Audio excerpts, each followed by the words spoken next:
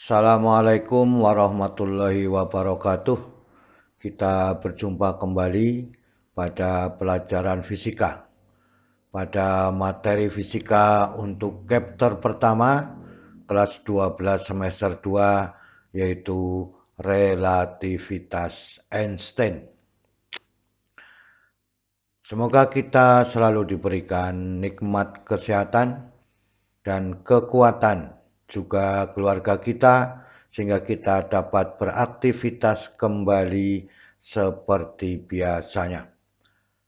Semoga paparan video ini dapat membantu dan mempermudah belajar pada materi teori relativitas. Kita bahas yang pertama kali adalah masalah atau dari masalah ether yang kita sebut sebagai hipotesis ether, ya. Jadi sekitar pada abad ke-19, ether itu merupakan zat yang tidak bermassa dan tidak tampak, tetapi mengisi seluruh ruangan dan berfungsi hanya untuk merambatkan gelombang elektromagnetik. Laju cahaya dan gelombang elektromagnetik lainnya diukur terhadap ether. Dari pernyataan ini pada abad ke-19 bahwa ini bisa diterima dengan baik, ya. Berarti untuk gelombang yang membutuhkan perambatan pada medium itu jelas, ya, tidak perlu dipermasalahkan lagi, akan tapi pada gelombang elektromagnetik waktu itu ether adalah salah satu bentuk dari medium untuk merambatkan gelombang elektromagnetik. Tetapi kenyataannya bahwa gelombang elektromagnetik itu adalah gabungan dari listrik dan magnet, maka dengan demikian bisa dilakukan dengan menggunakan cara radiasi, ya. Inilah salah satu pernyataan pada abad ke-19 yang kemudian dibuktikan oleh Galileo, menyatakan bahwa seseorang pengamat yang bergerak dengan kecepatan U melalui ether akan mengukur kecepatan cahaya disebut dengan C aksen, menjadi bahwa C aksen sama dengan C dikurangi dengan U, ya. Maka logika kita, kalau U ini merupakan sangat kecil dari C, maka percuma saja. Karena apa? C merupakan 3 kali 10 pangkat 8 lebih besar dari kecepatan benda-benda yang jauh lebih kecil dari kecepatan cahaya. Jadi dari persamaan ini pengukuran cahaya berbeda untuk dua kerangka acuan, ya. Maka dengan demikian pernyataan ini kemudian dibantah oleh Michelson, ya. Michelson dan Morley dengan percobaannya, ya, menggunakan beberapa cermin pada sebuah sumber cahaya bahwa menyimpulkan, ya, kecepatan cahaya tidak tergantung pada kerangka acuan pengamatannya.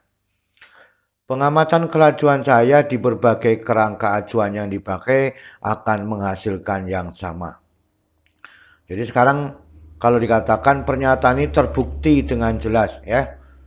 Ya, contohnya seseorang mengedipkan senter, ya, maka yang dilihat adalah cahayanya, ya, dengan cara yang sama. Itu demikian sehingga memiliki kecepatan yang sama. Yang kedua, ether berfungsi untuk merambatkan cahaya dan gelombang elektromagnetik ternyata tidak ada, ya.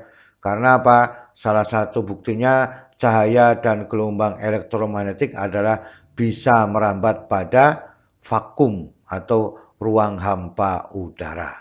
Ini yang diambil bahwa pada abad ke-19, ya, ether ini sangat dipercaya untuk merambatkan gelombang elektromagnetik, ya. Maka dengan demikian kemudian disetujui oleh Galileo, ya, akan tapi kemudian dibantah oleh Michelson dan Morley, ya, dan Morley, sehingga menemukan dua aturan demikian. Kita lanjutkan.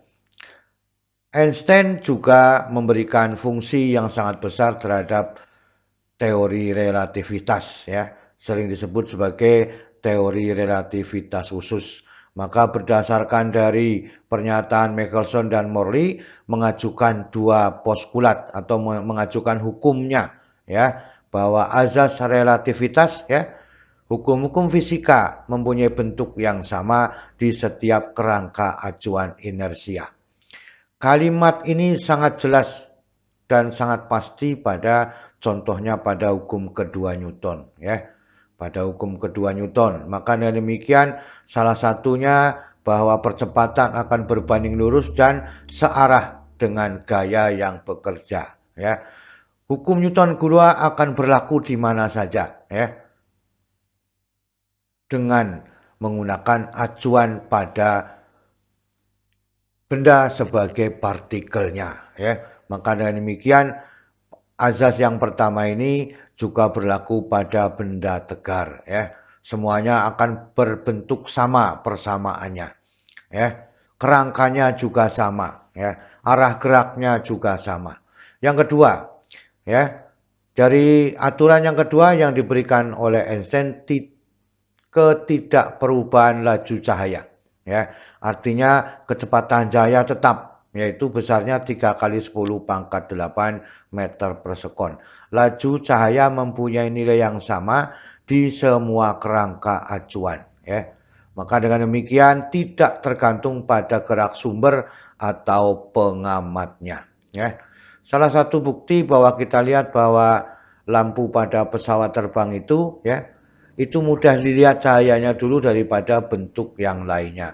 Artinya setiap benda yang menyamai kecepatan cahaya itu akan berlaku sebagai teori relativitas khusus, ya. Tapi kalau benda itu kecepatannya sangat kecil dari cahaya, maka teori relativitas ini tidak berlaku, ya. Maka dengan demikian hanya berlaku pada relativitas biasa, ya.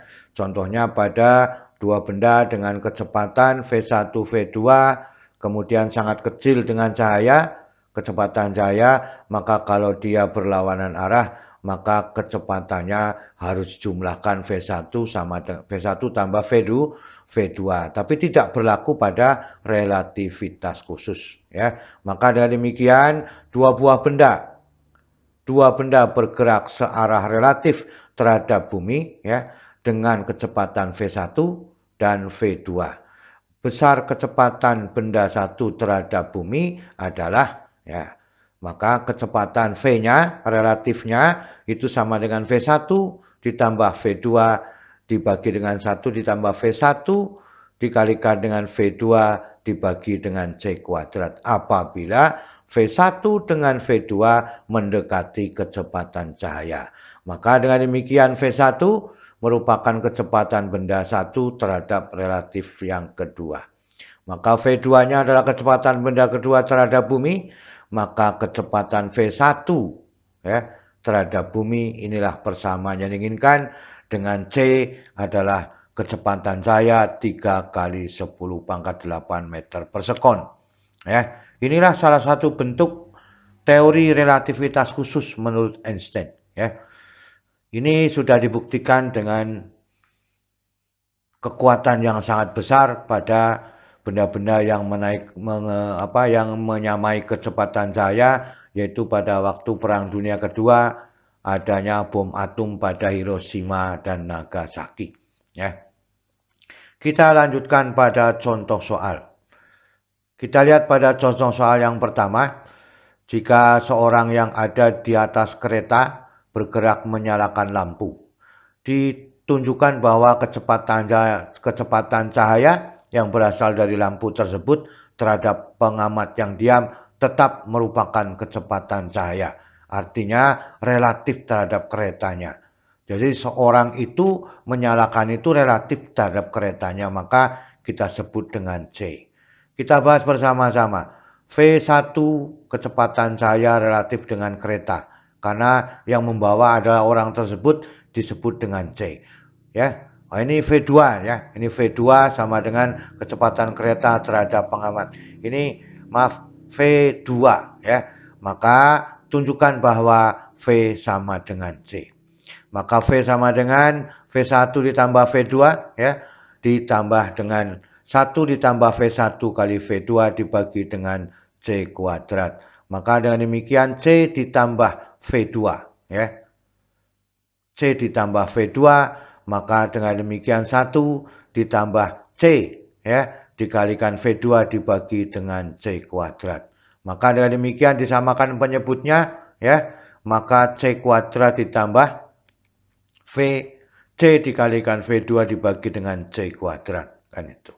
Maka ini kalau dikalikan silang maka persamaannya menjadi ya ini C ya sama saja ya. Mau dibalik atau tidak kita uraikan juga boleh. Maka C ditambah V2 ya.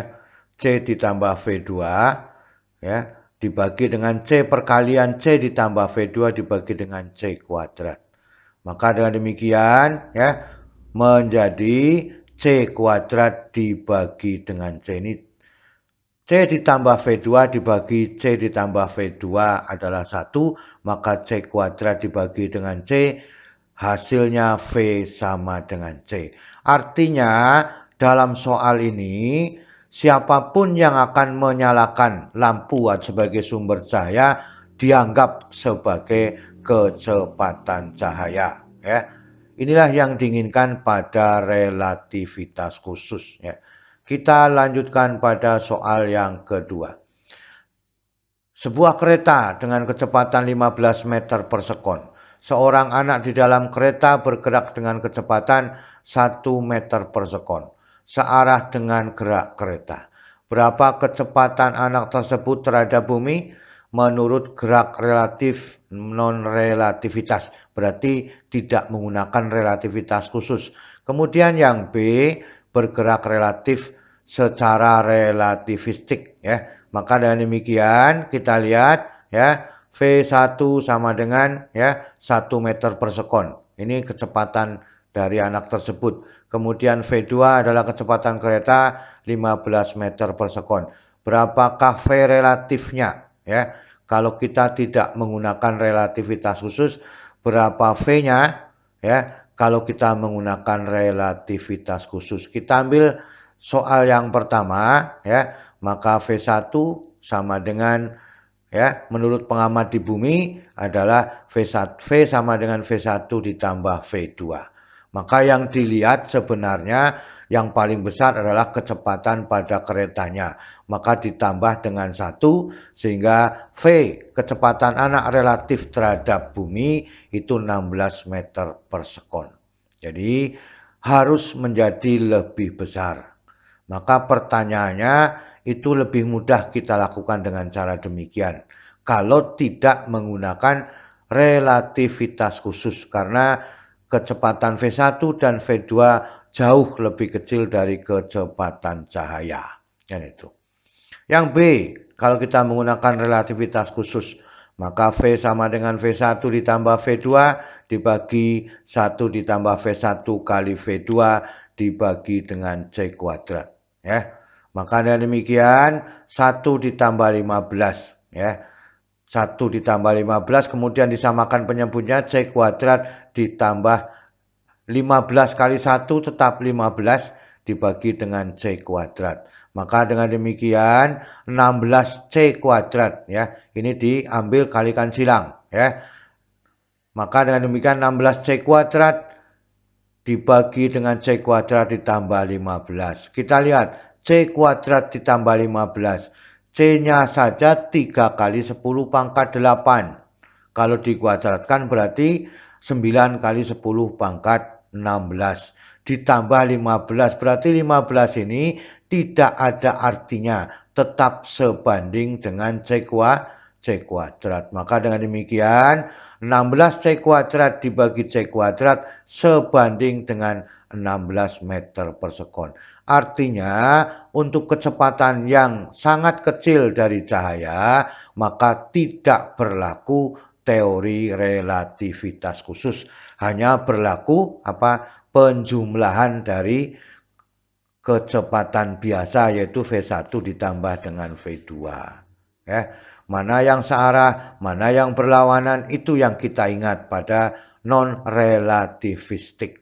Bisa dipahami ya dari sini? Kita lihat pada soal nomor 3. Ya. Dua pesawat ruang angkasa A dan B berjalan beriringan. Ya. Kecepatan A 0,8 C. Ya. C adalah kecepatan cahaya terhadap B. Kemudian kecepatan B 0,6 C terhadap pengamat diam di bulan. Berapa kecepatan A menurut pengamat di bulan? Nah, maka dengan demikian VA adalah kecepatan A relatif terhadap B 0,8 C. VB adalah kecepatan pesawat B relatif terhadap bulan 0,6 C. Maka VA sama dengan VP, VA sama dengan V apabila kecepatan pesawat A relatif terhadap bulan berapa besarnya. Kan itu. Maka sama saja ya. V sama dengan VA ditambah VB. Dibagi dengan 1 ditambah VA kali VB dibagi dengan C kuadrat. Maka dengan demikian 0,8 C ditambah 0,6 C dibagi 1 ditambah 0,8 C kali 0,6 C dibagi dengan C kuadrat. Hasilnya 1,4 C dibagi dengan 1 ditambah 0,48. Jadi ini 0,48 C kuadrat. C kuadrat dibagi C kuadrat 1. Maka hasilnya adalah 1,4 C dibagi 1,48. Dengan demikian kecepatan A menurut orang di bulan adalah 0,945 C. Artinya kalau harga ini lebih dari kecepatan cahaya itu adalah sangat mustahil. Ya, maka 0,945 dikalikan dengan C. Ya, C merupakan kecepatan cahaya besarnya 3 kali 10 pangkat 8. Ya, itulah yang diinginkan pada contoh soal ini. Rahasianya relatif kecepatan terhadap acuan apapun maka tidak boleh lebih dari kecepatan cahaya. Sekarang kita lihat pada soal selanjutnya yaitu seorang pengamat di bulan melihat dua pesawat A dan B dari arah berlawanan dengan kecepatan 0,8 C dan 0,6 C. Berapa yang A kecepatan pesawat A dan B terhadap pengamat itu? Berarti terhadap pengamat masing-masing kan itu. Maka dengan demikian yang B kecepatan pesawat A menurut B dan C adalah kecepatan pesawat B menurut A. Ya. Maka VA-nya berapa dengan VB-nya berapa pada waktu dilihat dari pengamat yang di bulan. Ya. Maka dengan demikian pengamat yang di bulan mengamati dua buah benda ini tidak ada bedanya dengan kecepatan yang berlaku pada masing-masing benda. Maka VA-nya juga sama dengan 0,8 C, kemudian VB-nya adalah 0,6 C. Menurut pengamat adalah pada kecepatan masing-masing pesawat kan itu. Maka dengan demikian kalau A mengamati A, B mengamati B, ini hasilnya kan itu. Ya. Kita lihat pada soal yang B, maaf ini soal yang B, VA terhadap kecepatan VA berapa menurut B ya. Maka dengan demikian V sama dengan VA ditambah VB dibagi 1 ditambah VA dikalikan VB dibagi dengan C kuadrat. Maka dengan demikian ya hasilnya seperti ini ya. 0,8 C ditambah 0,6 C dibagi 1 ditambah 0,8 C dikalikan 0,6 C dibagi dengan C kuadrat. Maka hasilnya 1,4 C. Ini jumlah ini kemudian ini dikalikan 0,48 ditambah 1. C kuadrat bagi C kuadrat 1 ini hasilnya maka V-nya adalah 0,94 C. Ini kecepatan A menurut B. Bagaimana menganggapnya demikian? Kalau VA berapa menurut B, maka dengan demikian VB-nya itu yang mengamati, berlawanan arah, maka seolah-olah menjadi cepat semakin dekat, kan itu. Maka dengan demikian B melihat A adalah mendekati sangat cepat. Maka dengan demikian pada B, VB-nya, ini yang C ya. Yang C, VB sama dengan berapa menurut A, maka dengan demikian kalau menurut B A-nya dianggap diam, maka B-nya seolah-olah bergerak ya.